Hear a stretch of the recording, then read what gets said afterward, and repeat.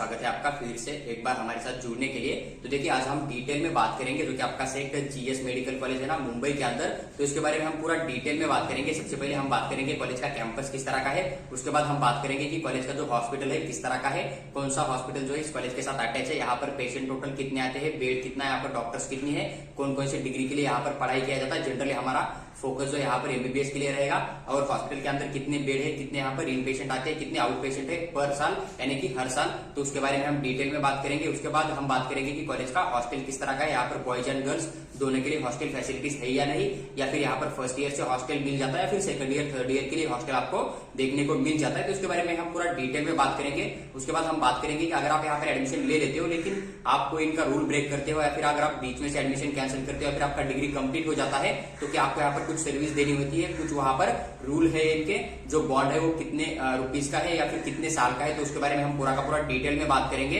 उसके बाद हम बात करेंगे कि इस कॉलेज के अंदर टोटल सीट कितनी है कैटेगरी वाइज। अगर आप कोई भी कैटेगरी में आते हो 85% स्टेट कोटा के थ्रू एडमिशन करते हो तो आपके कैटेगरी के हिसाब से यहाँ पर कितनी सीट अवेलेबल है। उसके बाद हम बात करेंगे अगर आप अदर स्टेट के स्टूडेंट हो लेकिन आपको इस कॉलेज के अंदर एडमिशन लेना है ऑल इंडिया कोटा के थ्रू, तो ऑल इंडिया कोटा के लिए कितनी सीट होती है उसके बारे में हम डिटेल में बात करेंगे। उसके बाद हम बात करेंगे कैटेगरी वाइज फीस, जो महाराष्ट्र स्टेट के स्टूडेंट है उनके लिए कैटेगरी वाइज कितना फीस देना पड़ेगा, साथ ही साथ अगर आप ऑल इंडिया कोटा के थ्रू आते हो तो आपको यहाँ पर कितना फीस जो है फर्स्ट ईयर एमबीबीएस के लिए पे करना पड़ेगा, उसके बारे में हम पूरा डिटेल में बात करेंगे। उसके बाद हम बात करेंगे जो कि आपके एडमिशन प्रोसेस के रिगार्डिंग आपको जो भी डॉक्यूमेंट वहां पर सबमिट करने होते हैं ना, तो डॉक्यूमेंट आपको कैटेगरी के हिसाब से कौन कौन से डॉक्यूमेंट वहां पर देना पड़ेगा और कंपल्सरी डॉक्यूमेंट कौन कौन से होते हैं जो कि हर कैटेगरी के लिए चाहिए, तो उसके बारे में हम पूरा डिटेल में बात करेंगे। उसके बाद हम बात करेंगे कि यहाँ का जो कट ऑफ मार्क है कितना जा सकता है, महाराष्ट्र स्टेट का जो 85% स्टेट कोटा है ना उसके category wise all India quota का कट ऑफ पूरा का पूरा हम डिटेल में बात करेंगे। आपको मिनिमम नीट 2024 के अंदर कितना स्कोर करना पड़ेगा तभी आपको यहाँ पर जो एडमिशन मिल सकता है, तो उसके बारे में हम पूरा का पूरा डिटेल में बात करेंगे। इसके लिए बस आप पूरा का पूरा वीडियो देखिए, आपका हर एक डाउट यहाँ पर क्लियर हो जाएगा। साथ ही साथ अगर आप चैनल के ऊपर पहली बार है तो चैनल को सब्सक्राइब करके हमारे साथ बने रहिए, ताकि जब भी हम कोई कॉलेज का वीडियो आपके साथ शेयर करेंगे तो आपको सबसे जल्दी मिल जाएगा। या बात करें जो कि आपका केएम हॉस्पिटल है, तो ये फाउंड हुआ था 1926 के अंदर। अगर आपको मालूम होगा तो सेठ जीएस मेडिकल कॉलेज है ना, इसके साथ आपको केएम हॉस्पिटल जो है देखने को मिल जाएगा। और आपका जो केएम हॉस्पिटल है ना एक best teaching and medical care providing institute है जो कि आपके इंडिया के अंदर आपको मुंबई के अंदर देखने को मिल जाएगा। उसके बाद देखिए जो मेडिकल कॉलेज है ना आपका, जो कि आपका सेठ जीएस मेडिकल कॉलेज है, इसके साथ केएम हॉस्पिटल है ना, इन्होंने अभी तक 2000 प्लस डॉक्टर जो यहाँ से निकाले हैं, यानी कि जो कि यूजी के लिए, पीजी के लिए, साथ ही साथ सुपर स्पेशलिस्ट डिग्री लेके यहाँ से पास आउट हो चुके हैं। उसके बाद अगर बात करें तो यहाँ पर आपको यूजी का कोर्स भी मिल जाएगा, पीजी भी मिल जाएगा, एमबीबीएस का। उसके बाद ऑक्यूपेशनल थेरेपी, मास्टर्स, पीएचडी हुआ, तो ऐसे बहुत सारे कोर्स के लिए आपको यहाँ पर अलाइड कोर्स को भी यहाँ पर आपको डिग्री के लिए ट्रेनिंग दिया जाता है। कोर्स यहाँ पर आपको एडमिशन के लिए अवेलेबल है, इस बात का ध्यान रहे। उसके बाद देखिए यहाँ पर एक खुद का एक नर्सिंग स्कूल भी मेंटेन करते हैं, इस बात का भी आप थोड़ा ध्यान रखिए। उसके बाद देखिए इनके पास 390 स्टाफ फिजिशियन है, उसके बाद 550 रेसिडेंट डॉक्टर भी इनके पास आपको देखने को मिल जाएगा। और आपका जो एक हॉस्पिटल है ना केएम हॉस्पिटल, तो यहाँ पर लगभग 1800 बेड आपको देखने को मिल जाएगा। उसके बाद अगर बात करें कितना पेशेंट ट्रीट करते हैं हर साल, तो इनके यहाँ अगर इन पेशेंट का बात करें तो 85,000 जो आपको इनको यहाँ पर जो है हर साल इन पेशेंट देखने को मिल जाएगा। वही बात करें आउट पेशेंट तो लगभग 1.8 मिलियन जो है आपको यहाँ पर केएम हॉस्पिटल के अंदर आउट पेशेंट जो है देखने को मिल जाएगा, 1.8 मिलियन के आसपास। अगर बात करें आपका जो केएम हॉस्पिटल है ना मुंबई, तो इसको एक डेजिग्नेट किया गया था one of the best 8 centre जो किए थे ना इन्होंने रेयर डिसीज इन इंडिया 2021 में जो हुआ था ना, तो वहां से जो 8 टॉप के हॉस्पिटल थे ना, तो उनमें से एक आपको केएम हॉस्पिटल भी देखने को मिल जाएगा, जो कि the ministry of health and family welfare होता है ना, गवर्नमेंट ऑफ इंडिया, इन्होंने यहाँ पर इनको दे दिया था कि टॉप 8 के अंदर आप भी आते हो केएम हॉस्पिटल को।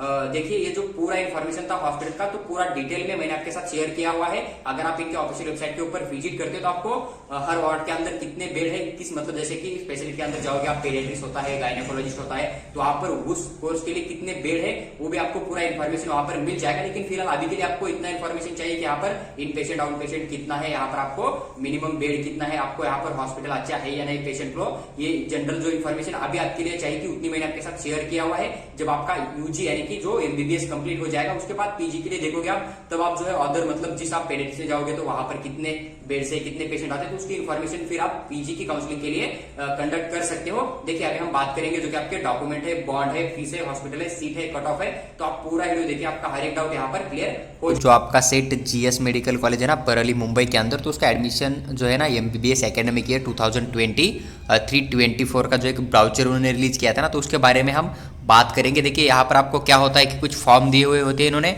तो फॉर्म आपको फिल करके कॉलेज में सबमिट करने होते हैं। जब आपका अलॉटमेंट हो जाएगा तो वहाँ पर जो है आपको जो भी फॉर्म, वहाँ पर रिटेंशन फॉर्म हुआ या फिर अगर आप ज्वाइन करके नेक्स्ट राउंड के लिए पार्टिसिपेट करना चाहते हो ना, तो वो वाला भी फॉर्म जो होता है ना बेटरमेंट वाला फॉर्म, तो वो भी आपको कॉलेज के अंदर मिल जाएगा। तो पूरा का पूरा प्रोसेस जो है कॉलेज आपको ऑफलाइन जब आपका फिजिकल वेरिफिकेशन हो जाता है ना, डॉक्यूमेंट का एडमिशन लेने के लिए जाते हो ना अलॉटमेंट होने के बाद, तब वो कॉलेज वाले वहाँ पर आपके साथ पूरा शेयर करेंगे। तो उसके बारे में आपको ज़्यादा नहीं सोचना है कि रिटेंशन फॉर्म किस तरह का होता है, किस तरह से फिल करना होता है, उसके ऊपर क्या लिखना था। जनरल इन्फॉर्मेशन वही होता है कि उसके ऊपर आपको एड्रेस डालना पड़ता है, नाम डालना पड़ता है, आधार नंबर होता है, 10th 12th का मार्कशीट होता है, नीट का स्कोर होता है, तो वही इन्फॉर्मेशन बेसिकली आपको वहाँ पर फिल करनी होती है। साथ ही साथ वहाँ पर आपको उसके फॉर्म के ऊपर कुछ फोटो जो है आपके पासपोर्ट साइज के वो वहाँ पर आपको लगाने होते हैं। साथ ही साथ आपको जो है अपने जो भी ओरिजिनल डॉक्यूमेंट है वो भी फॉर्म के साथ देके आपको वहाँ पर सबमिट करना होता है। तो हम बात करेंगे यहाँ पर जो कि मेन टॉपिक क्या है इस ब्राउचर के अंदर, तो उसके बारे में पूरा डिटेल में बात करेंगे। देखिए यहाँ पर आपको सबसे पहले क्या करना पड़ेगा, कुछ डॉक्यूमेंट आपको यहाँ पर देना पड़ेगा, और इन्होंने मेंशन किया है कि जो डॉक्यूमेंट है आपको यहाँ पर 4 सेट आपको यहाँ पर जेरोक्स देना है, साथ ही साथ एक ओरिजिनल वाला भी देना है। यानी कि एक ओरिजिनल, मान लीजिए कि आपका आप नीट का स्कोर कार्ड दे रहे हैं ना, तो आपको एक नीट का ओरिजिनल स्कोर कार्ड देना पड़ेगा।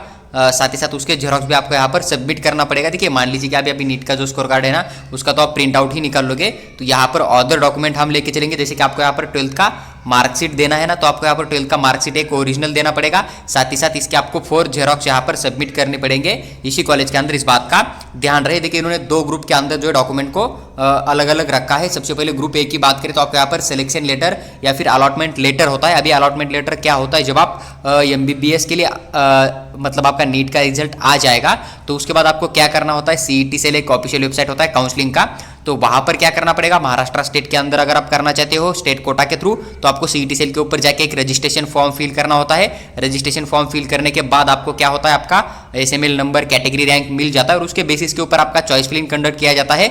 आप जिस कॉलेज को चॉइस फिलिंग के अंदर डालोगे उसके अगर कट ऑफ के अंदर आपका स्कोर आ रहा है ना, तो फिर एक सिलेक्शन लिस्ट आ जाता है, रिजल्ट डिक्लेयर हो जाता है राउंड 1 का। अगर वहां से आपको सीट अलॉटमेंट हो गया तो फिर अपना सिलेक्शन लेटर या फिर अलॉटमेंट लेटर आपको वहां पर सीईटी सेल के ऊपर मिल जाएगा। जिन बच्चों का अलॉटमेंट हो गया है उन बच्चों को, तो आपके पास एक अलॉटमेंट लेटर भी होना चाहिए, इस बात का ध्यान रहे। वही अगर आप ऑल इंडिया कोटा के थ्रू आ रहे हो तो आपको एमसीसी का जो ऑफिशियल वेबसाइट है ना, वहां से काउंसलिंग करके इस कॉलेज के अंदर पार्टिसिपेट करना पड़ेगा। उसके अंदर जाके आप एमसीसी के अंदर रजिस्ट्रेशन फॉर्म फिल करोगे, वहां से चॉइस फिलिंग करोगे, तो आपको एक कॉलेज वहां से भी अलॉटमेंट हो सकता है, इस बात का ध्यान रहे। यानी कि जिन बच्चों के पास महाराष्ट्र स्टेट का डोमासाइल नहीं है, अदर स्टेट के स्टूडेंट है लेकिन उनको महाराष्ट्र में आना है, तो आप यहाँ पर ऑल इंडिया कोटा का एमसीसी के थ्रू काउंसलिंग करके भी आ सकते हैं। या फिर जो महाराष्ट्र स्टेट के स्टूडेंट है लेकिन उनको स्टेट काउंसलिंग नहीं करनी है, ऑल इंडिया की काउंसलिंग करनी है, तो एमसीसी की काउंसलिंग भी कर सकते हैं। लेकिन मेरा आपको पर्सनली यही सजेशन रहेगा कि अगर आपने ज़्यादा स्कोर किया है और आप अपने कैटेगरी का एक स्टेट का जो सीट है ना उसे वैकेंट रख के ऑल इंडिया कोटा का सीट लेना चाहते हो, तो आप एमसीसी के थ्रू ऑल इंडिया कोटा के थ्रू आ सकते हो। लेकिन आपको लगता है कि मेरा जितना स्कोर है उससे ज़्यादा ही ऑल इंडिया का कट ऑफ चला जाएगा, तो फिर आप यहाँ पर स्टेट काउंसलिंग करके यहाँ पर आ सकते हो, आपके लिए कोई प्रॉब्लम नहीं हो जाएगा। देखिए उसके बाद आपको एक यहाँ पर नेशनलिटी जो होता है ना डॉक्यूमेंट, वो भी यहाँ पर देना पड़ेगा। उसके बाद डोमासाइल भी देना पड़ेगा। अभी कई बार क्या होता है, नेशनलिटी एंड डोमासाइल दोनों एक ही होता है, इस बात का भी आप थोड़ा ध्यान रखिए। उसके बाद देखिए आपको 10th क्लास जो होता है ना उसका पासिंग सर्टिफिकेट देना पड़ेगा। उसके बाद आपको 12वीं का मार्कशीट भी यहाँ पर देना पड़ेगा, नीट एग्जाम का मार्कशीट देना पड़ेगा। 2024 में अगर आप एडमिशन ले ले तो 2024 का आपको यहाँ पर नीट एग्जाम का मार्कशीट यहाँ पर सबमिट करना पड़ेगा। उसके बाद देखिए नीट का एडमिट कार्ड, जिस साल आप एडमिशन के लिए जाओगे 24 में जा रहे हो तो 24 का देना पड़ेगा, 25 में जा रहे हो तो 25 का एडमिट कार्ड आपको यहाँ पर देना पड़ेगा। उसके बाद देखिए नीट का एप्लीकेशन फॉर्म, यानी कि आपने जो एप्लीकेशन फॉर्म फिल किया था ना, कब, अभी देखिए अभी जो नीट 2024 है ना, तो इसका एप्लीकेशन फॉर्म रिलीज नहीं हुआ है, लेकिन जब आपका रिलीज हो जाएगा और आप एप्लीकेशन फॉर्म नीट एग्जाम को अप्लाई करने के लिए फिल करोगे ना, तो उसका एक प्रिंट आउट आपके पास रख लीजिए, क्योंकि उसका आपको एक एप्लीकेशन फॉर्म का प्रिंट भी एडमिशन के लिए देना होता है। साथ ही साथ आप अभी एप्लीकेशन फॉर्म फिल करने के लिए जो फोटोकॉपीज निकालोगे ना, तो वो फोटोकॉपीज आपके पास होनी चाहिए। वो भी आपको एडमिशन के टाइम वही फोटोकॉपीज आपसे मांगी जाएगी, इस बात का ध्यान रहे। उसके बाद देखिए यहाँ पर आपको एक कास्ट देना पड़ेगा। अगर आप कैटेगरी के अंदर आते हो, ओबीसी, फीजे, एनटी के अंदर, अदर कैटेगरी के अंदर, तो आपको यहाँ पर कास्ट देना पड़ेगा। उसके बाद अगर आप ओपन कैटेगरी के हो तो आप यहाँ पर ईडब्ल्यूएस दे सकते हो। ईडब्ल्यूएस का पूरा बेनिफिट आप ले सकते हो। आपको लगभग 50% जो है सीट के अंदर जो है, मतलब फीस के अंदर यहाँ पर आपको छूट दिया जाएगा, इस बात का ध्यान रहे। उसके बाद आपको यहाँ पर वैलिडिटी जो होता है ना, वो भी सबमिट करना पड़ेगा, इस बात का ध्यान रहे। उसके बाद आपको नॉन क्रिमिलियर देना होता है, जो कि फीजे, एनटी एंड ओबीसी के स्टूडेंट है ना। नॉन क्रिमिलियर किन बच्चों को, एनसीएल किन बच्चों को देना होता है, जो कि फीजे, एनटी के अंदर आते हैं। एनटी के अंदर कौन कौन से, NT1 हुआ, NT2 हुआ, NT3 हुआ, इनके लिए। साथ ही साथ जो ओबीसी कैटेगरी के बच्चे हैं ना, उनके लिए भी, या फिर और एक कैटेगरी होता है एसबीसी कैटेगरी, तो इन्हीं बच्चों के लिए जो होता है ना स्पेशल बैकवर्ड क्लास, तो इनके लिए आपको यहाँ पर एनसीएल भी देना पड़ेगा, इस बात का ध्यान रहे। उसके बाद देखिए आपको यहाँ पर कॉलेज का एक टीसी चाहिए, यानी कि अगर आपने 12th क्लास पास आउट किया था और उसके थ्रू आप यहाँ पर अप्लाई करना चाहते हो, तो आपको यहाँ पर 12th क्लास का जो टीसी होता है ना, वो भी आपके पास होना चाहिए, इस बात का ध्यान रहे। अगर आप अदर कोर्स के लिए भी अप्लाई किया था तो उसका भी जो है आपके पास टीसी होना चाहिए, इस बात का ध्यान रहे। उसके बाद देखिए फिजिकल हैंडीकैप, अगर आप पीडब्ल्यूडी के अंदर आते हो ना, आप अपंग हो, तो आपको यहाँ पर फिजिकल हैंडीकैप का डॉक्यूमेंट देना पड़ेगा, अगर आपके पास है। इसके लिए भी कुछ रूल होता है। सबसे पहले तो जब काउंसलिंग स्टार्ट हो जाएगा ना, तो उससे सबसे पहले आपको एक नोटिस आ जाता है एमसीसी, ऑल इंडिया कोटा का जो काउंसलिंग चलता है ना, वहां पर, और वही नोटिस से हर स्टेट काउंसलिंग का जो वेबसाइट होता है ना, वहां पर भी आपको देखने को मिल जाएगा। तो फिजिकल हैंडीकैप के लिए कुछ मतलब सेंटर है, जैसे कि आपका महाराष्ट्र के अंदर बात करें तो जीएमसी मुंबई है, नागपुर का है एम्स है, नागपुर का एम्स होता है, तो वहां पर जाके आपको क्या होता है, आपका फिजिकली ऑफलाइन एग्जामिनेशन किया जाएगा। अगर आप वहां पर, वो डॉक्टर जो है ना आपको अगर एक डॉक्यूमेंट दे देते हैं कि आपका पास पीडब्ल्यूडी है, आप हैंडीकैप हो, तो फिर उस डॉक्यूमेंट के साथ अपना पुराना जो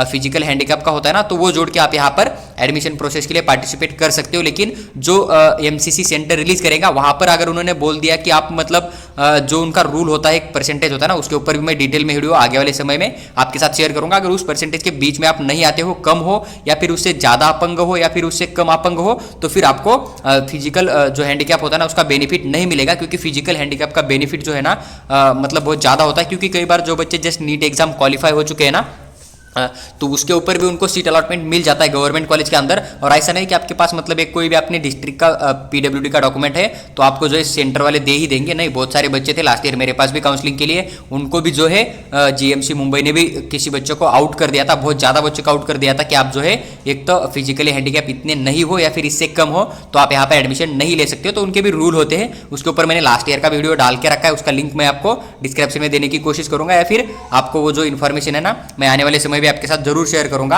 उसके बाद देखिए डिफेंस होता है D1 D2, parent of Maharashtra domicile, आपके पेरेंट्स महाराष्ट्र स्टेट के होने चाहिए। तो आप यहाँ पर डिफेंस की जो सीट होती है ना, तो उसके अंदर भी आप अप्लाई कर सकते हो। डिफेंस की कितनी सीट होती है ना, उसके बारे में भी हम डिटेल में बात ही करेंगे इसी वीडियो के अंदर, लास्ट तक आप पूरा देखिए। उसके बाद देखिए हिल एरिया होता है, हिल एरिया, अगर आप हिल एरिया के अंदर आते हो तो आप हिल एरिया के थ्रू भी अप्लाई कर सकते हो। हिल एरिया के भी कुछ जो है गवर्नमेंट कॉलेज के अंदर स्पेशल सीट आपको देखने को मिल जाएगा। वुमन के लिए भी होता है, एज वेल एज जनरल के लिए भी कुछ सीट आपको यहाँ पर देखने को मिल जाएगा, इस बात का ध्यान रहे। उसके बाद देखिए ग्रुप बी दिया है इन्होंने, तो ग्रुप बी के अंदर जो डॉक्यूमेंट है ना, रिपोर्ट ऑफ ब्लड हुआ आपका, ये आपको यहाँ पर कंपलसरी नहीं है, ये डिपेंड करता है कि आपकी सिचुएशन क्या है, इस बात का ध्यान रहे। उसके बाद फिजिकल फिटनेस होता है, माइग्रेशन होता है, सेल्फ एजुकेशन, गैप। देखिए आप गैप एप्टीट्यूड उन्हीं बच्चों को लगेगा, किन्हीं बच्चों को होता है गैप एप्टीट्यूड जो है ना, आपको यहाँ पर सबमिट करना होता है। मान लीजिए कि आपने ड्रॉप लेके रखा है और आपने 12th क्लास का टीसी निकालकर आपके घर के ऊपर ही रखा है, आपने first year, second year, third year में नहीं डाला है, तो आपको उस टाइम जो है यहाँ पर एक गैप एप्टीट्यूड बनाना होता है और वहाँ पर सबमिट करना होता है। गैप एप्टीट्यूड मतलब वही होता है कि आपको एक कुछ उसके ऊपर इन्फॉर्मेशन लिखनी होती है कि मैंने 12th क्लास का टीसी जो है लास्ट ईयर रिमूव किया था, लेकिन लास्ट ईयर से अभी तक मैंने कोई भी किसी भी कॉलेज के अंदर एडमिशन नहीं लिया है, तो मुझे जो है मतलब कुछ पर्सनल प्रॉब्लम की वजह से, और उसके ऊपर एक जो एडवोकेट होता है ना, तो उनका साइन वगैरह होता है, स्टैम्प वगैरह, बस आपका एप्टीट्यूड वहाँ पर बन जाएगा। तो उसके बारे में भी हम डिटेल में बात करेंगे। उसके बाद देखिए आपको यहाँ पर एक आधार कार्ड आपके पास होना चाहिए और यहाँ पर 2 जेरॉक्स होनी चाहिए आपको डिमांड ड्राफ्ट की। देखिए अभी डिमांड ड्राफ्ट क्या होता है, जो कि कॉलेज का फीस होता है ना, तो फीस आपको कॉलेज का एक नेम होता है बैंक का, तो उसी नेम से आपको डिमांड ड्राफ्ट बनाकर वहाँ पर पैसा देना होता है। कैश अमाउंट जो है सिर्फ एडमिशन फॉर्म का फीस ही आपसे कैश में लिया जाएगा, या फिर छोटा मोटा अगर कोई जिम वगैरह फीस होगा तो आपसे कैश में लिया जाएगा। लेकिन जो आपका ट्यूशन फीस होता है या फिर डेवलपमेंट फीस होता है या फिर डिपॉजिट वगैरह होता है ना, तो वो आपका डिमांड ड्राफ्ट के थ्रू ही लिया जाएगा। तो डिमांड ड्राफ्ट आपको जो कॉलेज को फीस पे कर करना होता है ना, तो बैंक में जाके आपको डिमांड ड्राफ्ट बनाना होता है, इस बात का ध्यान रहे। और कई बार आपने बनाया भी होगा, तो इसके बारे में आपको बहुत ज़्यादा इन्फॉर्मेशन भी पहले से ही अवेलेबल होगी आपके पास, लेकिन आपको बैंक में जाओगे डिमांड ड्राफ्ट बनाने के लिए तो आपको वहाँ से पूरा का पूरा इन्फॉर्मेशन मिल जाएगा।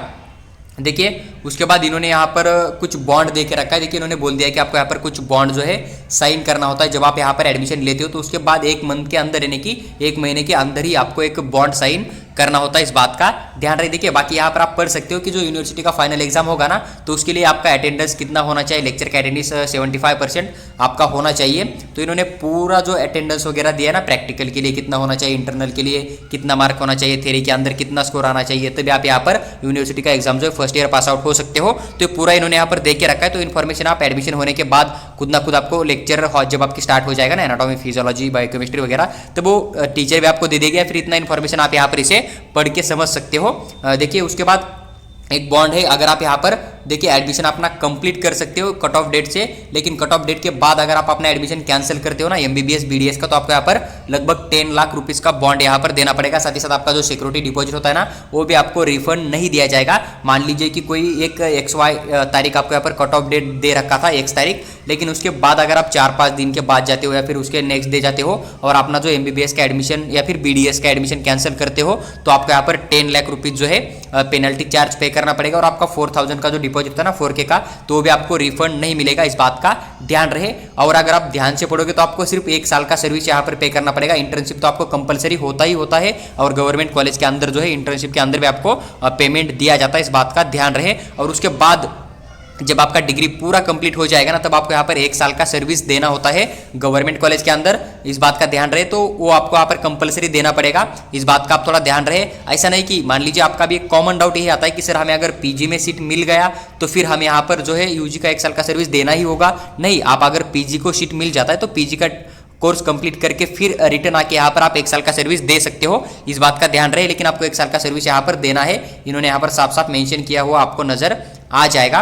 देखिए उसके बाद इन्होंने फिर से वही डॉक्यूमेंट वगैरह यहाँ पर लिख दिया है, तो यही सेम डॉक्यूमेंट है जो कि अभी हमने डिटेल में बात किया था ऊपर, तो आप इसे फिर से एक बार पढ़ सकते हो, दोनों में कोई डिफरेंस आपको नजर नहीं आ जाएगा। उसके बाद देखिए यहाँ पर इन्होंने वही डॉक्यूमेंट आपके ओरिजिनल होनी चाहिए। इन्होंने फिर बोल दिया है कि 150 KB के नीचे आपके जो पूरे के पूरे डॉक्यूमेंट है ना, 50 KB से लेकर 150 KB के बीच में होने चाहिए। और पूरे के पूरे डॉक्यूमेंट जो है ना, आप कॉलेज को जीमेल भी कर सकते हो, या फिर आपके पास एक पेन ड्राइव होना चाहिए, और पेन ड्राइव के अंदर अपनी पूरी की पूरी PDF जो है आप यहाँ से रख सकते हो, ताकि आपको वहाँ पर उसको देना पड़े। उसके बाद देखिए इन्होंने यहाँ पर लेट फीस रखा है कि 500 रुपीज़ जो आपका पर डे लेट फीस लिया जाएगा, इस बात का आप थोड़ा ध्यान रखिए। जो कि आपका रजिस्ट्रेशन एलिजिबिलिटी फॉर्म का फीस जो होता है ना, या फिर कोई भी फीस अगर आप पे करते हो एडमिशन होने के बाद, मतलब जो डेट देंगे ना कि फीस पे करने के लिए आपको, लेकिन उस डेट के बाद में अगर आप फीस पे करते हो तो आपको 500 रुपीज़ पर डे यहाँ पर ज़्यादा चार्ज पे करना पड़ेगा। इसको भी आप एक बार पढ़ के छोड़ सकते हो। देखिए अभी हम बात करेंगे कि इस कॉलेज जो है ना, तो यहाँ पर डिटेल फीस स्ट्रक्चर क्या है। अगर आपको मतलब सीट अलॉटमेंट हो जाता है इसी कॉलेज के अंदर,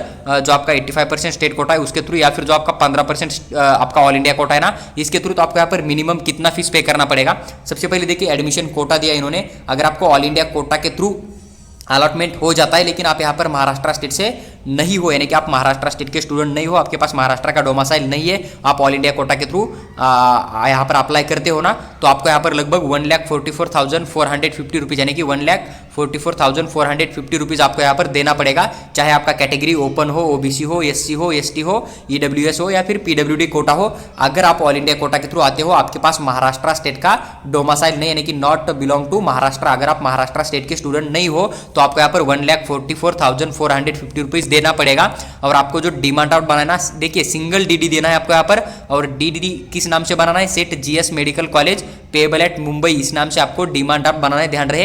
यही सेम नाम dean set GS medical college payable eight Mumbai, इसी नाम से आपको DD बनाकर कॉलेज के अंदर सबमिट करना पड़ेगा। ऑल इंडिया कोटा के थ्रू अदर स्टेट का बच्चा आ रहा है ना, तो उसको 1,44,450 रुपीज़ आपको यहाँ पर पे करना पड़ेगा, इस बात का ध्यान रहे।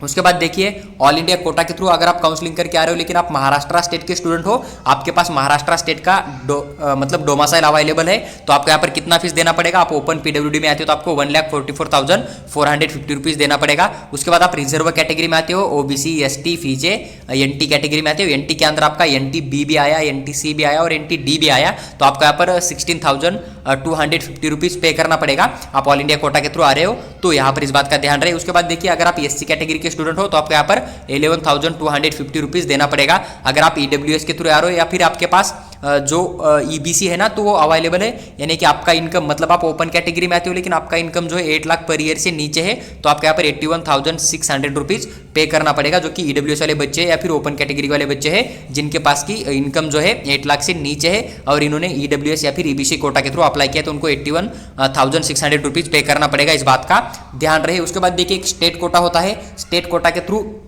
उन्हीं बच्चों का अलॉटमेंट किया जाता है जिनके पास महाराष्ट्र स्टेट का डोमासाइल है और कैटेगरी के पूरे डॉक्यूमेंट है, उसी बच्चों के यहाँ पर स्टेट कोटा के थ्रू दिया जाएगा। और स्टेट कोटा के थ्रू लगभग आपको 85 सीट देखने को मिल जाएगा, 85% सीट देखने को मिल जाएगा। वही ऑल इंडिया कोटा के थ्रू 15% सीट होते हैं, इस बात का ध्यान रहे। देखिए ओपन PWD का स्टूडेंट है तो 1,44,450 देना पड़ेगा। OBC ST FIJE NTB NTC NTD में आता है तो 16,250 रुपीज़ देना पड़ेगा। वही SC कैटेगरी में आते हैं तो 11,250 देना पड़ेगा। EWS या फिर EBC में आते हो तो आपको यहाँ पर 81,600 रुपीज़ पे करना पड़ेगा। और आपको टोटल फीस जो है ना पे करना है सिंगल DD के, यानी कि आपको एक ही डिमांड आउट यहाँ पर बनाकर पे करना है। और आपको DD किस नाम से बनाना है, in favour of dean set GS medical college payable eight Mumbai, इस नाम से आपको यहाँ पर DD बनाकर सबमिट करना पड़ेगा, इस बात का ध्यान रहे। देखिए the condition available freeship in the student should be domicile of Maharashtra state, आपका स्टूडेंट महाराष्ट्र स्टेट का डोमासाइल होना चाहिए। आपको यहाँ पर कास्ट देना पड़ेगा, वैलिडिटी देना पड़ेगा जो कि गवर्नमेंट ऑफ महाराष्ट्र से आपने बनाया हुआ होना चाहिए। For the student from other state they can available the freeship this particular state के लिए है। EWS student must have fill form Rajarshi Chhatrapati Shahu Maharaj scholarship, otherwise they have to pay the full fees. देखिए अगर आप EWS या फिर EBC के through apply करते हो ना तो आपको एक स्कॉलरशिप के लिए अप्लाई करना पड़ेगा जो कि छत्रपति शाहू महाराज स्कॉलरशिप होता है। अगर आप इस स्कॉलरशिप को अप्लाई नहीं करते हो एडमिशन लेने के बाद तो फिर आपको सेकंड ईयर या फिर फर्स्ट ईयर का भी पूरा फीस आपसे मांगा जाएगा। यानी कि अगर आप EWS के थ्रू आपने अप्लाई किया था लेकिन आपने स्कॉलरशिप फॉर्म नहीं फिल किया, छत्रपति राजर्षि शाहू महाराज जो स्कॉलरशिप होता है ना ये फिल नहीं किया तो फिर आपको 81,000 से 1,44,000 यहाँ पर पे करना पड़ेगा। इसलिए जब आपका एडमिशन हो जाएगा तो कॉलेज से बोनाफाइड लेके एक अलॉटमेंट लेटर होता है, वो लेटर तो पूरे के पूरे डॉक्यूमेंट आपको वहाँ पर अप्लाई करके आपको ये वाला स्कॉलरशिप का फॉर्म फिल करना है, इस बात का भी आप थोड़ा ध्यान रहे। देखिए तो हो गया पूरा का पूरा फीस स्ट्रक्चर के बारे में। उसके बाद देखिए यहाँ पर जो कुछ रूल है आप इसे एक बार पढ़ सकते हो, जैसे कि आपको यहाँ पर 2 फोटोकॉपीज पेमेंट रिसिप्ट की देनी पड़ेगी। UG सेक्शन जो कि अंडर ग्रेजुएट सेक्शन होता है ना एडमिशन हॉल, तो वहाँ पर आपको देना पड़ेगा। उसके बाद देखिए एक सर्विस एग्रीमेंट एंड जो सिक्योरिटी बॉन्ड होता है ना आपको वो भी यहाँ पर देना पड़ेगा।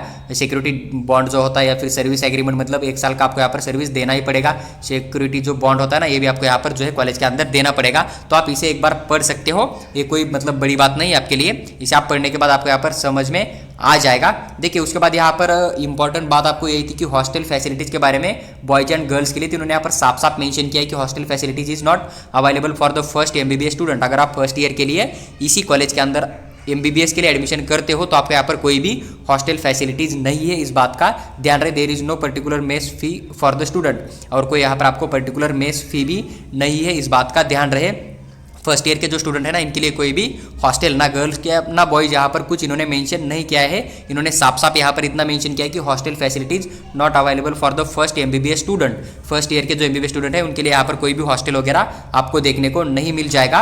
बाकी जो इन्फॉर्मेशन है इस PDF के अंदर बॉन्ड वगैरह क्या होता है, आपको क्या क्या करना है, आइडेंटिटी कार्ड वगैरह, ये जो इन्फॉर्मेशन है आप इसे एक बार पढ़ सकते हो। स्टूडेंट का प्रोफाइल है, आपको ये वाला जो फॉर्म है वहाँ पर भर के सबमिट करना होता है ना, तो ये जो इन्फॉर्मेशन है वो जब आप एडमिशन के लिए फिजिकली जाओगे तब वहाँ पर आपको अपने आप फॉर्म दे देंगे। देखिए जो आपका मेडिकल फिटनेस होता है ना तो एज के फॉर्मेट में होना चाहिए, तो ये फॉर्मेट आपको वहाँ पर देना पड़ेगा। लेकिन यही आपको CET सेल का जब काउंसलिंग स्टार्ट हो जाएगा ना महाराष्ट्र स्टेट का, तब आपको वहाँ पर या फिर ऑल इंडिया कोटा का जो काउंसलिंग होता है ना वहाँ पर भी देना पड़ेगा। तो ये मेडिकल फिटनेस जो है ना CET सेल फिर से एक बार रिलीज कर देगा।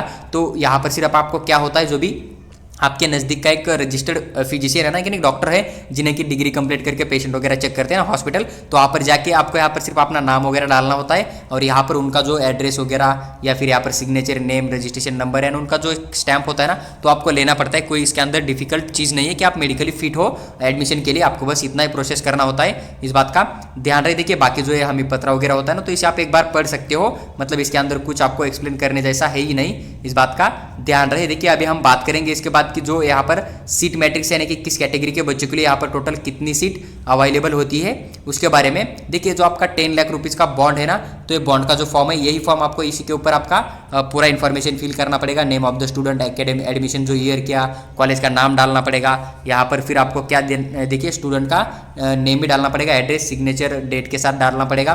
फिर आपको यहाँ पर मतलब कुछ ये होता है ना कि जैसे name and address additional proof डालना पड़ेगा आपको। तो ये पूरी इन्फॉर्मेशन यहाँ पर फिल करनी होती है। उसके बाद आपको यहाँ पर कुछ विटनेस होते हैं ना, तो उनका भी 2 विटनेस लोगों का भी साइन वगैरह आपको यहाँ पर देना पड़ेगा, जो कि आपका एक बॉन्ड सर्विस हमने पढ़ लिया था ना ऊपर, तो उसके रिगार्डिंग आपसे एक प्रूफ के तौर पे लिया जाएगा। तो आपको ये जब आप एडमिशन करोगे तब आपके सामने फॉर्म वहाँ पर भी दिया जाएगा। तो इसके बारे में आपको अभी ज़्यादा नहीं सोचना है, पहले ये सोचना है कि यहाँ पर एडमिशन प्रोसेस किस तरह का होता है, फीस कितना होता है, सीट कितने और यहाँ पर कट ऑफ कितना चाहिए, हॉस्पिटल किस तरह का है, प्रैक्टिस किस तरह की हो जाएगी। तो इन्फॉर्मेशन आपके लिए ज़्यादा इंपॉर्टेंट होती है। ये भी इंपॉर्टेंट है ताकि आपको भी एक पता चलना चाहिए कि अगर मैं मतलब यहाँ पर एडमिशन लेने के बाद सीट छोड़ देता हूँ या फिर अगर मैंने डिग्री कंप्लीट कर लिया तुरंत मैं एग्जिट मार लूंगा तो आपको यहाँ पर जॉब करना कंपलसरी है या नहीं। तो ये भी इन्फॉर्मेशन आपके पास होना कंपलसरी है, लेकिन मैंने पूरा विद डिटेल एक्सप्लेन करके आपके साथ शेयर किया हुआ है। अभी हम बात करेंगे कि यहाँ पर टोटल सीट कितने और कैटेगरी वाइज बच्चों के लिए कितने सीट अवेलेबल है। अगर बात करें जो कि आपका जीएस मेडिकल कॉलेज है ना मुंबई, तो इसका चॉइस कोड की बात करें तो 1103 आपको देखने को मिल जाएगा और यहाँ पर लगभग 205 सीट आपको टोटल इंटेक कैपेसिटी यहाँ पर 250 देखने को मिल जाएगा। उसमें से 38 सीट जो है आपके ऑल इंडिया कोटा के थ्रू यानी कि जो अदर स्टेट के बच्चे ना वो भी यहाँ पर अप्लाई कर सकते हैं एमसीएस के थ्रू 38 सीट के लिए। उसके बाद अगर हम बात करें कि कैटेगरी वाइज महाराष्ट्र स्टेट के बच्चों के लिए यहाँ पर कितने सीट अवेलेबल है, तो सबसे पहले एससी कैटेगरी। देखिए हर कैटेगरी के अंदर जनरल वुमन होता है, ऑर्फन होता है, पीडब्ल्यूडी या फिर general hill area, woman hill area के सीट होते हैं। जनरल के अंदर उसी कैटेगरी का जो गर्ल्स प्लस जो बॉय है ना, दोनों में से जिसका स्कोर ज़्यादा होगा उसे अलॉटमेंट किया जाएगा। लेकिन मान लीजिए कि यहाँ पर वुमन के सीट है और 8 सीट है जो कि एससी कैटेगरी के है, तो यहाँ पर सिर्फ जो एससी कैटेगरी की फीमेल होती है ना उन्हें ही एडमिशन दिया जाएगा। एससी कैटेगरी का मेल यहाँ पर नहीं आ सकता है। लेकिन जो ऊपर जनरल दिख रहा है ना एससी कैटेगरी के अंदर 18 सीट, तो यहाँ पर फीमेल प्लस मेल दोनों में से जिसका स्कोर ज़्यादा होगा ना तो उसको यहाँ पर एडमिशन दिया जाएगा। इस बात का ध्यान रहे। तो एससी कैटेगरी के लिए 18 सीट है, जनरल के 8 सीट आपको वुमन का देखने को मिल जाएगा। नीचे आपको पीडब्ल्यूडी का भी 1 सीट देखने को मिल जाएगा, वुमन हिल एरिया का भी 1 सीट आपको यहाँ पर एससी कैटेगरी का देखने को मिल जाएगा। अगर बात करें एसटी कैटेगरी का तो 10 सीट आपको जनरल के देखने को मिल जाएगा, 4 सीट वुमन के है और 1 आपको पीडब्ल्यूडी का सीट देखने को मिल जाएगा। उसके बाद अगर हम बात करें फीजे कैटेगरी का तो जनरल के 3 सीट है, वुमन का 1 सीट है, पीडब्ल्यूडी का 1 सीट है। यहाँ पर जनरल हिल एरिया का जो है ना वो 1 सीट आपको यहाँ पर देखने को मिल जाएगा। एनटी बी का बात करें एनटी 1 का तो 3 सीट है, जनरल के 1 सीट मिल जाएगा वुमन का और 1 पीडब्ल्यूडी का मिल जाएगा। अगर हम बात करें एनटी 2 का तो 6 सीट है, जनरल के 2 सीट है वुमन के। वही एनटी 3 का बात करें तो 3 सीट है जनरल का और 1 सीट वुमन का देखने को मिल जाएगा। अदर कोई भी रिजर्वेशन का सीट नहीं है। उसके बाद अगर हम बात करें ओबीसी का तो 24 सीट है जनरल का और 12 सीट आपको यहाँ पर वुमन का देखने को मिल जाएगा। ऑर्फन के लिए 1 सीट है ओबीसी के अंदर से, पीडब्ल्यूडी के ओबीसी के 2 सीट है और जनरल हिल एरिया का 1 सीट आपको यहाँ पर ओबीसी का देखने को मिल जाएगा। ये जो आपको बहुत ज्यादा सीट नजर आ रहा है ना, तो टोटल जो रिजर्व कैटेगरी है ना एससी से लेकर ओबीसी तक, तो इनके टोटल सीट मिलाकर आपको यहाँ पर देखने को मिल जाएगा। उसके बाद अगर हम बात करें ईडब्ल्यूएस का तो 13 सीट है ईडब्ल्यूएस के अंदर, जनरल कोटा के थ्रू 6 सीट है यहाँ पर वुमन के, 1 सीट पीडब्ल्यूडी का है और 1 सीट जो आपका जनरल हिल एरिया का ईडब्ल्यूएस के थ्रू देखने को मिल जाएगा। उसके बाद अगर हम बात करें ओपन कैटेगरी के तो ओपन कैटेगरी के अंदर से जनरल के 48 सीट है, वुमन के 25 सीट है, ऑर्फन का 1 सीट देखने को मिल जाएगा, पीडब्ल्यूडी के जनरल के थ्रू 4 सीट है। यहाँ पर बात करें जनरल हिल एरिया का तो 1 सीट मिल जाएगा और वुमन हिल एरिया का 1 सीट मिल जाएगा। देखिए अभी जो ओपन कैटेगरी के सीट है ना, ये सीट किन बच्चों के लिए होती है जिनके पास डोमासाइल नहीं होता है, उन्हीं बच्चे यहाँ पर मतलब मान लीजिए कि आप कोई फीजे कैटेगरी में आते हो या फिर एनटी 1 में आते हो लेकिन आपके पास डोमासाइल नहीं है और आपका इनकम जो है 8 लाख पर ईयर से ज़्यादा है, फिर आपके पास किसी रीजन से डॉक्यूमेंट नहीं है, आपका जो मतलब कास्ट नहीं है, कास्ट वैलिडिटी नहीं है, या फिर आपका डोमासाइल है लेकिन आपके पास डोमासाइल है आपके पास लेकिन आपके पास कास्ट नहीं है, कास्ट वैलिडिटी नहीं है, या फिर जो अदर डॉक्यूमेंट होता है ना कैटेगरी का जैसे कि नॉन क्रिमिनल हुआ वो नहीं है, तो आप यहाँ पर सीधा डोमासाइल देके ओपन कैटेगरी के थ्रू अप्लाई करके इसी सीट के अंदर आप कोई भी कैटेगरी का बच्चा है ना तो पार्टिसिपेट कर सकता है। इस बात को भी आप थोड़ा समझ लीजिए। अगर आपके पास डॉक्यूमेंट नहीं तो आपके पास यही एक ऑप्शन हो जाएगा क्या ओपन के थ्रू जो गवर्नमेंट कॉलेज के अंदर अप्लाई करके ओपन के सीट के अंदर एडमिशन ले सकते हो। गवर्नमेंट कॉलेज का फीस वैसे भी बहुत कम होता है, इस बात का ध्यान रहे। उसके बाद देखिए यहाँ पर अगर बात करें तो टोटल 207 टोटल सीट आपकी स्टेट कोटा के थ्रू कैटेगरी के अंदर से फिल किया जाएगा। उसके बाद मैंने आपको बोल दिया था कि कुछ सीट जो है डिफेंस के लिए भी होता है, तो डिफेंस के लिए यहाँ पर डिफेंस 1 के 2 सीट जनरल के है, उसके साथ 1 सीट वुमन का देखने को मिल जाएगा, डिफेंस 2 का 1 सीट देखने को मिल जाएगा आपको यहाँ पर, और डिफेंस 3 का वुमन के लिए 1 सीट यहाँ पर आपको देखने को मिल जाएगा। तो लगभग यहाँ पर 5 सीट जो है ना आपको डिफेंस का मिल जाएगा। लेकिन जो डिफेंस वाले स्टूडेंट है उनका जो मतलब फादर है ना, तो उनके पास महाराष्ट्र स्टेट का डोमिसाइल होना चाहिए। तो लगभग 212 सीट जो है आपके यहाँ पर स्टेट कोटा के थ्रू फिल किया जाएगा, और बचे हुए जो सीट है ना आपके, वो 15% जो ऑल इंडिया कोटा होता है ना, एमसीसी के थ्रू काउंसलिंग किया जाता है ना, उसके थ्रू फिल किया जाता है। इस बात का ध्यान रहे। ये जो सीट मैट्रिक्स था ना, तो पूरा डिटेल में एक्सप्लेन करके मैंने आपके साथ शेयर किया हुआ है। अगर आपको इसके रिगार्डिंग कोई भी डाउट है तो आप यहाँ पर कमेंट कर सकते हो, वो क्वेश्चन का रिप्लाई करने की मैं पूरी की पूरी कोशिश जरूर करूंगा। अगर अभी हम बात करें जो कि आपका सेट जीएस मेडिकल कॉलेज है मुंबई, तो इसका एक्सपेक्टेड कट ऑफ 2024-25 के लिए क्या हो सकता है। देखिए, ये जो कट ऑफ मैं आपके साथ शेयर कर रहा हूँ ना, सेकंड राउंड जो हुआ था ना 2023 का एमबीबीएस का, तो उसका जो कट ऑफ है ना, वही कट ऑफ से मैं आपके साथ शेयर कर रहा हूँ। लेकिन एक बात का ध्यान रहे कि जो सेकंड राउंड का कट ऑफ गया था ना एमबीबीएस कोर्स के लिए, तो वही सेम कट ऑफ आपको थर्ड राउंड के लिए देखने को मिल गया था मैक्सिमम कैटेगरी का। इस बात का ध्यान रहने की जो सेकंड राउंड एमबीबीएस का कट ऑफ था ना 2023 का, वही सेकंड राउंड का कट ऑफ यहाँ पर आपको सेम टू सेम कंटिन्यू देखने को मिल गया था, जो कि थर्ड राउंड के लिए था, क्योंकि लास्ट ईयर जो है सेम स्कोर करने वाले बच्चे बहुत ज़्यादा थे। इसके वजह से जो सेकंड राउंड का कट ऑफ है ना, आप उसे एक्सपेक्टेड कट ऑफ मान के चल सकते हो। और मैंने सिर्फ लास्ट ईयर का एनालिसिस नहीं, मैंने लास्ट 3 ईयर का एनालिसिस करने के बाद आपके साथ एक एक्सपेक्टेड कट ऑफ शेयर कर रहा हूँ। और सेकंड ईयर का कट ऑफ जो ना, आप इसे एक्सपेक्टेड कट ऑफ मान के चल सकते हो कि आपके यहाँ पर 95% से ज़्यादा चांस रहेगा कि इसके ज़्यादा अगर आपका स्कोर आता है या फिर इतना स्कोर आता है ना, तो आपको उसी कैटेगरी के अंदर से इसी कॉलेज के अंदर सीट अलॉटमेंट होने के लिए 95% से ज़्यादा चांस बन जाएगा।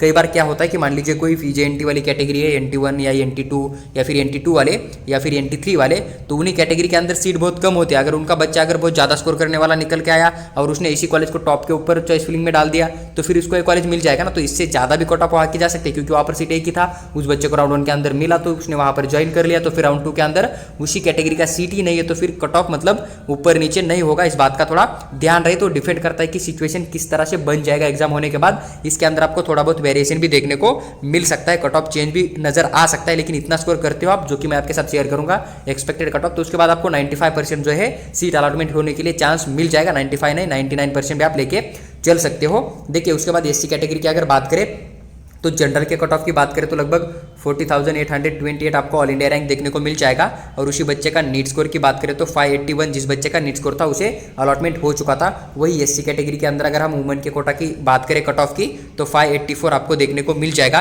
कई बार क्या होता है, मान लीजिए कि कोई वुमेन की सीट है किसी कैटेगरी के अंदर से और वहाँ पर किसी लड़की ने चॉइस देके रखा है, तो पहले वुमेन की सीट गर्ल्स को अलॉटमेंट किया जाता है, और अगर वुमेन की सीट फिल होने के बाद बॉयज से ज़्यादा स्कोर करने वाली गर्ल्स बच जाएगी ना, तो फिर उन्हीं गर्ल्स को जो है जनरल कोटा के थ्रू अलॉटमेंट किया जाता है। लेकिन जब तक वुमेन के सीट फिल नहीं होते, तब तक किसी भी गर्ल्स को जो है जनरल कोटा के थ्रू अलॉटमेंट नहीं किया जाता है किसी भी कैटेगरी के अंदर से। इस बात का थोड़ा आप ध्यान रख सकते हो। उसके बाद देखिए, आपका जो एसटी कैटेगरी है ना, उसके बाद आपका जो एसटी कैटेगरी है ना, एसटी कैटेगरी का अगर बात करें जनरल के थ्रू, तो लगभग आपको यहाँ पर 1,06,910 जिस बच्चे का ऑल इंडिया रैंक था उसको अलॉटमेंट हो गया था। 502 उसी बच्चे का आपको जनरल के थ्रू नीट स्कोर देखने को मिल जाएगा। वही एसटी कैटेगरी के अंदर से अगर वुमेन की बात करें तो आपके यहाँ पर 508 जो है नीट स्कोर देखने को मिल जाएगा। उसके बाद अगर बात करें हम फीजे कैटेगरी का, तो जनरल के थ्रू यहाँ पर 9,738 आपको ऑल इंडिया रैंक देखने को मिल जाएगा। नीट स्कोर की बात करें तो 641 आपको उस बच्चे का नीट स्कोर देखने को मिल जाएगा। फीजे के अंदर अगर वुमेन के कट ऑफ की बात करें तो 639 आपको जो है वुमेन का कट ऑफ फीजे कैटेगरी के अंदर से देखने को मिल जाएगा। और लास्ट ईयर का सबसे ज्यादा कट ऑफ वाला कॉलेज की बात करें तो आपको यही कॉलेज देखने को मिल सकता है, इस बात का ध्यान रहे। उसके बाद एनटीबी कैटेगरी की बात करें तो जनरल के थ्रू यहाँ पर 16,278 आपको उस बच्चे का जो है ना ऑल इंडिया रैंक देखने को मिल जाएगा। 625 आपको उस बच्चे का नीट स्कोर देखने को मिल जाएगा। वुमेन के लिए बात करें तो 667 जो है आपको यहाँ पर एनटीबी कैटेगरी के अंदर से कट ऑफ देखने को मिल जाएगा। अभी देखिए वुमेन का कट ऑफ ज़्यादा क्यों गया, क्योंकि यहाँ पर मान लीजिए इसी कैटेगरी का अगर एक सीट वुमेन का बचा हुआ है और इसी कैटेगरी के जो स्टूडेंट है ना उसका 667 आया था और इसको मतलब महाराष्ट्र स्टेट के अंदर ही एमबीबीएस करना था और सबसे टॉप वाला कॉलेज चाहिए था, तो इस बच्चे का फेवरेट कॉलेज यही था, तो इसने इसको टॉप के ऊपर डाल दिया। तो फिर इसे अलॉटमेंट हो चुका और इसे जो है अदर कॉलेज होते हैं ना आउट स्टेट के, जो कि महाराष्ट्र स्टेट से बैच है लेकिन वहां पर इसे जाना नहीं था, तो इसने राउंड 1 में यहाँ पर एडमिशन ले रखा। तो वुमन की जो एक सीट थी तो इसने बुक कर लिया, तो फिर वुमन का कट ऑफ जो आपको यही देखने को मिल जाएगा ना। तो इसी रीजन से क्या होता है, कई बार जो कैटेगरी के लिए कम सीट होती है ना तो उनका कट ऑफ आपको कई बार इससे ज़्यादा भी जरूरत पड़ सकती है या फिर इससे बहुत कम भी जा सकता है। इस बात का ध्यान रहे, पर्टिकुलर एक कॉलेज की बात कर रहा हूँ मैं, इसलिए कट ऑफ आपको ज़्यादा वेरी भी नजर आ सकता है, इसलिए ध्यान रहे कि मैं जो कट ऑफ शेयर कर रहा हूँ एक्सपेक्टेड कट ऑफ है। उसके बाद अगर बात करें एनटीसी का, तो यहाँ पर जनरल का अगर ऑल इंडिया रैंक की बात करें तो 7797 आपको देखने को मिल जाएगा। नीट स्कोर उस बच्चे का 647 देखने को मिल जाएगा। वही एनटीसी के अंदर वुमन की बात करें तो 648 आपको नीट स्कोर देखने को मिल जाएगा। उसके बाद एनटी डी कैटेगरी का बात करें तो जनरल के थ्रू 5817 आपको ऑल इंडिया रैंक देखने को मिल जाएगा। 655 आपको जनरल का कट ऑफ देखने को मिल जाएगा एनटी डी के अंदर से। वही वुमन के कट ऑफ की बात करें एनटी डी के अंदर से तो 660 आपको देखने को मिल जाएगा। उसके बाद अगर बात करें ओबीसी कैटेगरी का तो ओबीसी का जो जनरल का कट ऑफ है लगभग 5257 आपको देखने को मिल जाएगा। वही अगर उस बच्चे का नीट स्कोर की बात करें तो 656 आपको उस बच्चे का नीट स्कोर देखने को मिल जाएगा। वही ओबीसी के अंदर अगर वुमन कोटा की बात करें तो यहाँ पर आपको 656 सेम स्कोर देखने को मिल जाएगा जिस बच्चे को एडमिशन अलॉटमेंट हो चुका था, या फिर आप एक्सपेक्टेड कट ऑफ जो है इतना लेके चल सकते हो। ईडब्ल्यूएस की बात करें तो जनरल का जो कट ऑफ है लगभग 571 आप यहाँ पर लेके चल सकते हो, 5071। उसी बच्चे का अगर नीट स्कोर की बात करें तो 657 यानी कि 657 लेके चलिए। वुमन के लिए बात करें ईडब्ल्यूएस के अंदर से तो 655 आपको मिनिमम स्कोर करना पड़ेगा, तभी आपको यहाँ पर अलॉटमेंट होने का चांस बन सकता है। उसके बाद अगर बात करें ओपन कैटेगरी का तो जनरल के थ्रू लगभग 3272 आपको देखने को मिल जाएगा जो कि ऑल इंडिया रैंक है। वही बच्चे का अगर नीट स्कोर की बात करें तो 667 आपको उस बच्चे का नीट स्कोर देखने को मिल जाएगा।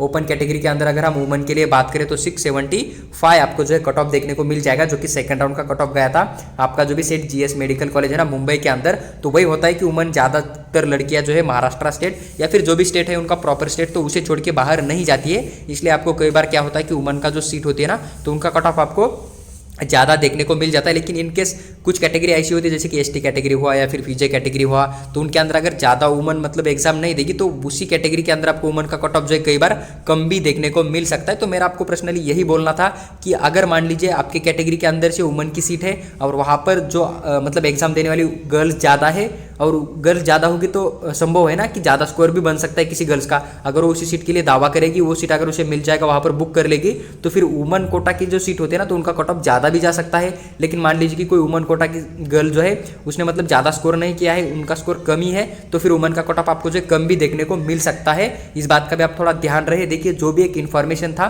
MBBS set GS medical college Mumbai के अंदर कंप्लीट करने के लिए, काउंसलिंग प्रोसेस में पार्टिसिपेट करने के लिए, या फिर अगर एक कॉलेज के बारे में जो भी इन्फॉर्मेशन आपके लिए रिक्वायर्ड थी एडमिशन प्रोसेस के लिए 2024-25 यानी कि अगर आप इस कॉलेज को सिलेक्ट करना चाहते थे आपके पास कौन कौन सी इन्फॉर्मेशन होनी चाहिए थी तो पूरा विथ डिटेल एक्सप्लेन करके मैंने आपके साथ शेयर किया हुआ है। अगर आपको वीडियो अच्छी लगती है तो लाइक कीजिए और चैनल को सब्सक्राइब करके हमारे साथ बने रहिए ताकि अदर जो भी कॉलेज है आपके स्टेट के या फिर ऑल इंडिया के अंदर जितने भी गवर्नमेंट प्राइवेट कॉलेज है ना तो उन हर एक कॉलेज का वीडियो मैं आपके साथ शेयर करूंगा तो आपको सबसे जल्दी मिल जाएगा।